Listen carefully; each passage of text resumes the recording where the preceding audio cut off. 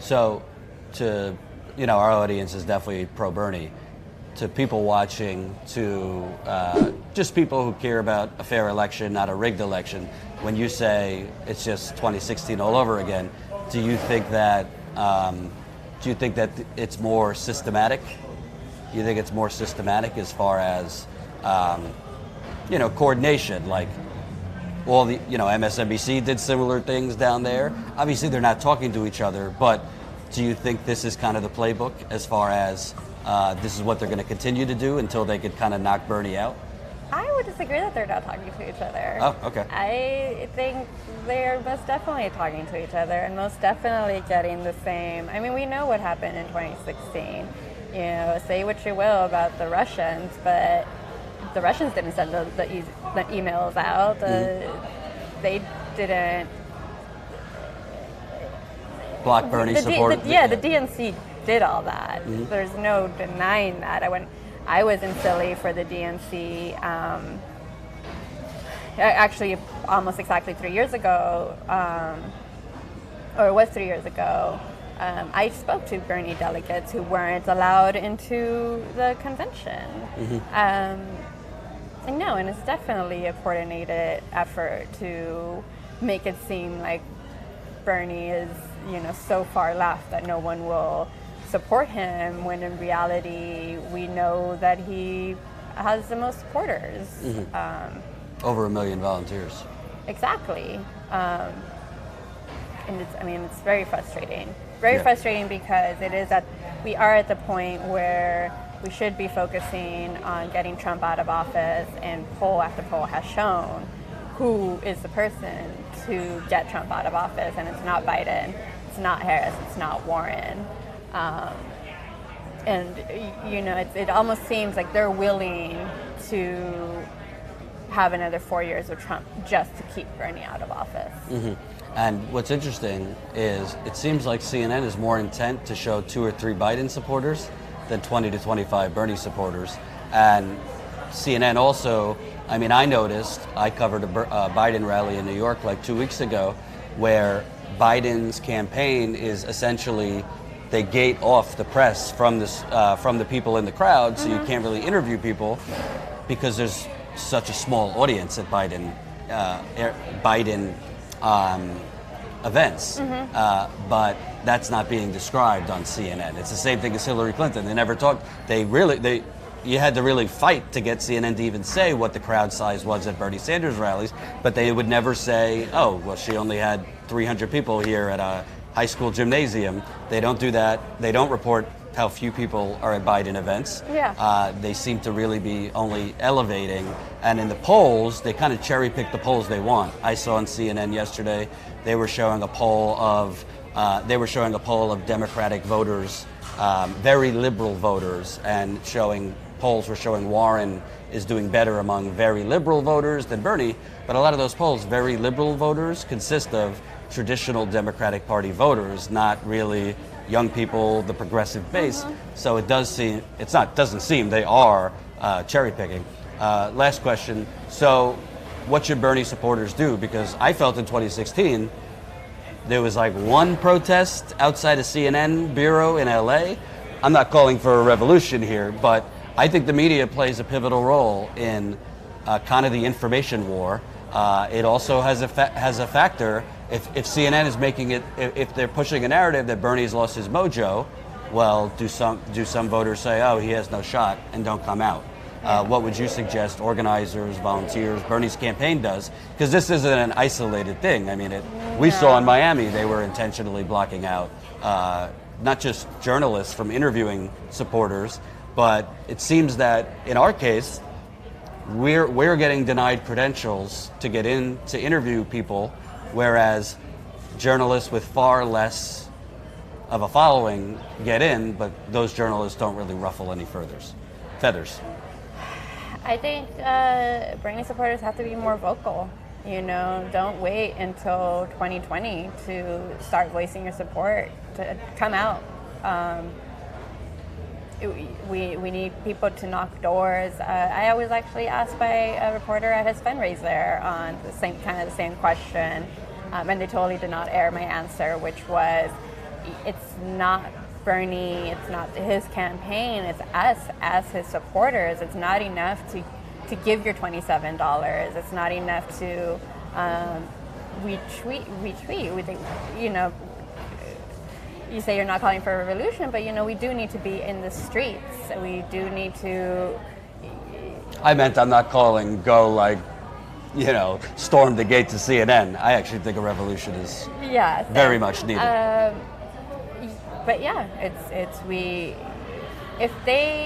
we need to be so big and so loud that they can't ignore us, and we can't wait until 2020. It has to happen. It has to happen now. I'm an organizer. It's what I do, and I'm getting pretty burnt out already. We're only in July of 2019, and I'm already getting pretty burnt out. And we just need more people to come out. If anybody has the bandwidth to be out today, definitely go out with your Bernie stuff. And we do, be in every shot. If you see a CNN camera, just be there, waving your Bernie sign, because they are going to not report on us. They might do it to Tulsi tonight too. I would imagine if Tulsi Gabbard has supporters out there, I'd be surprised if they were doing. I would not be surprised if they were doing similar things. For you, why Bernie over Warren? The media has been painting it as, well, Warren believes the same things, but she's just less angry and more articulate. I don't particularly see that. I think they're substantively different on a lot of things. So why Bernie over Warren, and what would Bernie as president do for you personally? What would be the impact in your life? That's a loaded question. Again, I've been supporting. I'm not a flip-flop person. Like some of our candidates. I've been supporting Bernie for almost 10 years now, and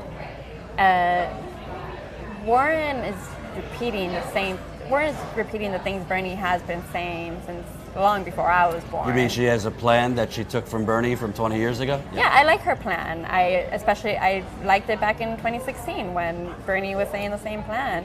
And I think she doesn't go far enough, When Bernie says we're going to wipe out all student debt, she's saying, what is it, up to 50,000, I think?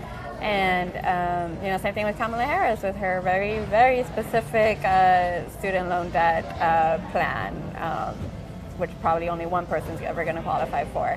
And she just came out with a healthcare plan that's a giant wet kiss to private insurance. Yeah, and Bernie for me will represent, I know he's the old white man, and why do we want another old white man, but I'm a first generation Mexican American, and obviously a woman, and Bernie still speaks the most to me because he is for the working class, and he's been for the working class for decades.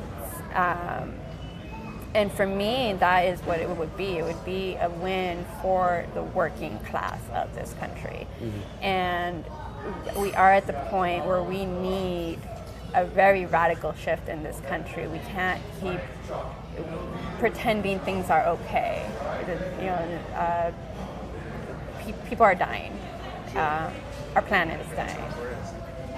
And he's the only one who is out there saying, no, we need radical change.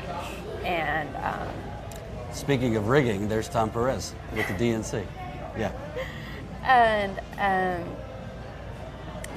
so that was long-winded, but and again, I would say if you're a Bernie supporter, get up and get out. Come knock some door with us. The DSA. Like I said, Detroit DSA, we're growing, and because it kind of, to me, it's like fighting an extra information warfare. You're not just fighting the other candidates and what and the slime they're putting on Bernie. You're also fighting 24/7 public relations for the other candidates on CNN. So really, the main way you can battle that is door knocking and talking to voters and kind of setting, giving facts versus the fiction. Yeah, and getting people who don't vote to vote. Because at the end of the day, the biggest voter demographic is non-voters. And they are not voting because when you're told it's either Hillary or Trump, you know, they're both rich people with friends at media outlets, and I would call Hillary a warmonger, and why bother, right? And that's what another thing we really need to do is get registered and vote in the primaries. Most people don't vote in the primaries.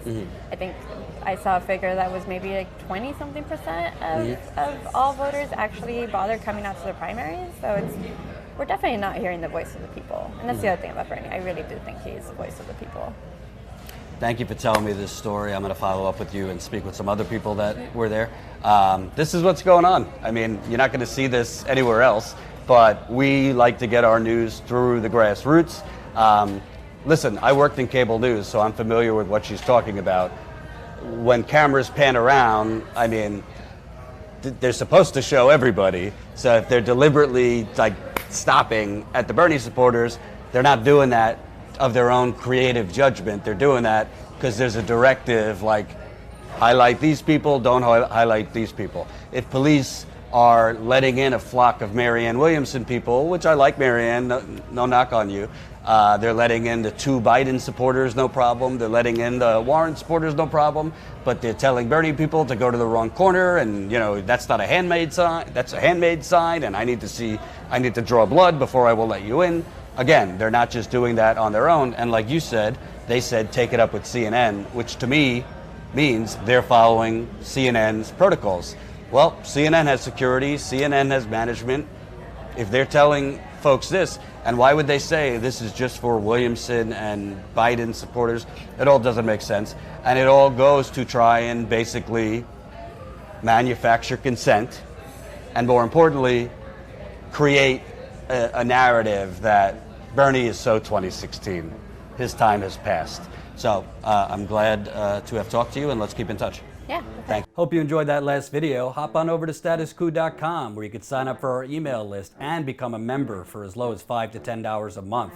Membership is how we grow. That's statusquo.com/join. And remember, join our email list so we can grow the revolution with you.